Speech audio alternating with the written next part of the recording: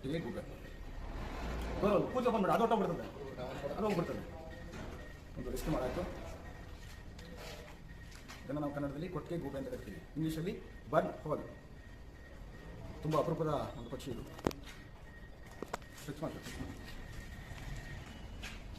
ಸುಮ್ಮನೆ ಸುಮ್ಮನೆ ಆಯಿತಾ? ಹಾಕ್ಬಿಡ ಅದು ಓಪನ್ ಮಾಡಿ ಬಾಕ್ಸ್ ಹಿಂಗೆ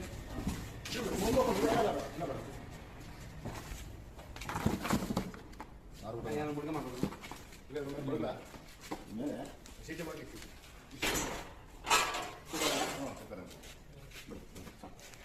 ಕ್ಲೋಸ್ ಮಾಡ್ಕೊಂಡು ಅಥವಾ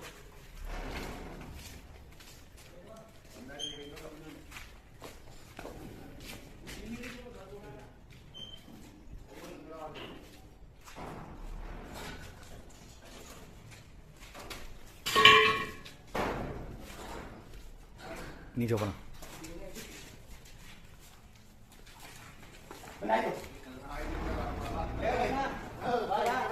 जब मेलगಡೆ ಹಂಗೆ ಅಲ್ಲಿ ಚೆನ್ನಾಗಿ ಕಾಣುತ್ತೆ ಕ್ಲಿಯರಿಟಿ. ಸಿಂಪಲ್ ಆಗಿ ಅಷ್ಟರಲ್ಲಿ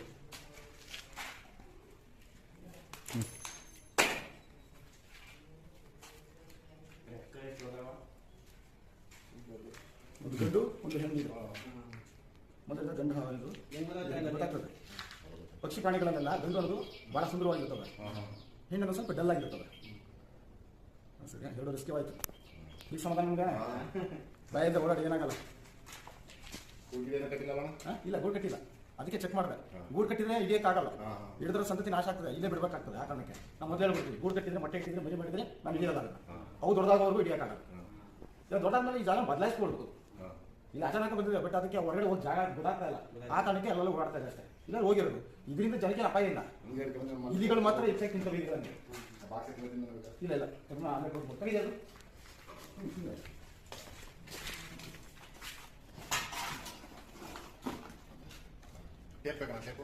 ಎಲ್ಲ ನನ್ನ ಹತ್ರ ಆಯ್ತಾ, ಅದನ್ನು ತಿಳ್ಕೊಂಡ್ಬಿಡಿ.